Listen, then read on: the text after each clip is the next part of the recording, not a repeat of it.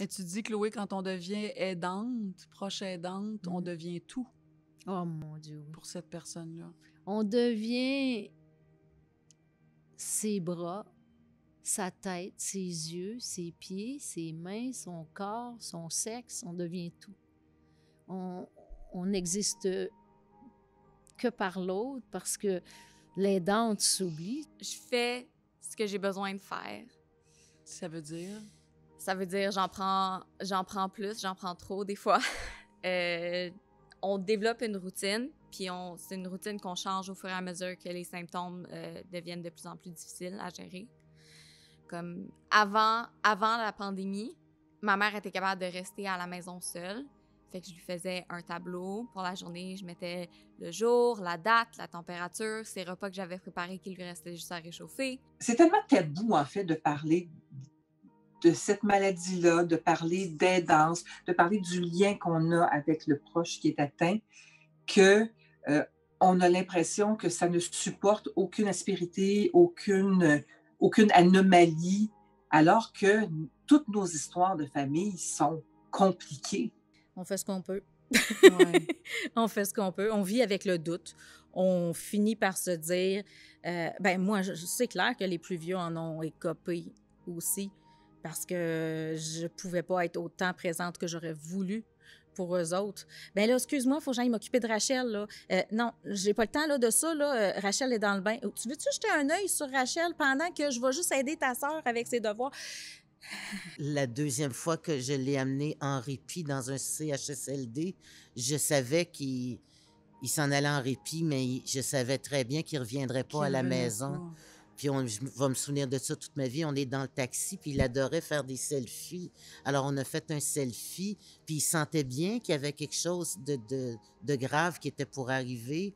Alors, je lui disais, là, il allait, tu sais, un jour semaine, parfois, quand il acceptait, il allait à cet endroit-là, puis il faisait des chansons, il animait le groupe, OK?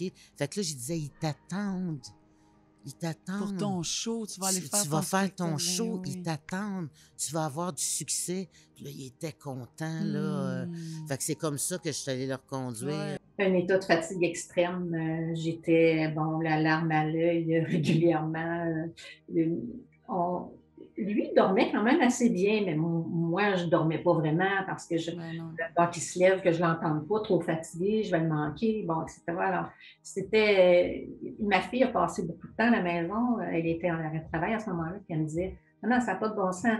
Elle disait, la tête te tourne 24 heures sur 24 parce que tu le regardes, tu vérifies, il lui manque quelque chose, tu lui donnes, il n'y a même plus besoin de parler, que tu es tellement à l'affût de ses besoins que finalement, toi, tu t'oublies, tu fais plus rien. Si je vous pose la question, qu'est-ce que vous avez retenu de votre expérience de proche aidant? Qu'est-ce qu'on garde? Qu'est-ce qui moi, reste? je trouve que c'est l'expérience de ma vie qui m'a certainement le plus transformée.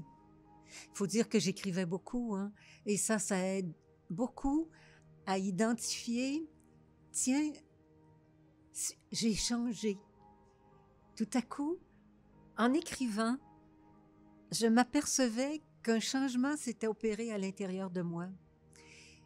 Par exemple, j'ai tellement contemplé mon mari, je l'ai tellement regardé, puisqu'on n'avait plus de rapports verbaux, on n'avait plus de communication verbale. Je l'ai tant regardé que maintenant je regarde beaucoup Michel. Je le regarde et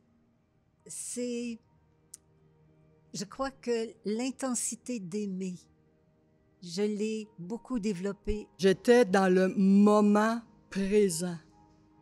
Dans le moment présent. Et en ressentant qu'est-ce que je suis en train de vivre lorsque je suis avec ma mère.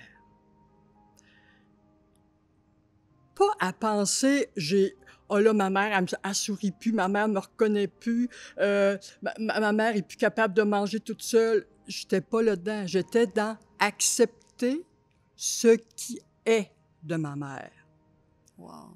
Il lui reste telle capacité, c'est avec celle-là que je vais relationner avec elle.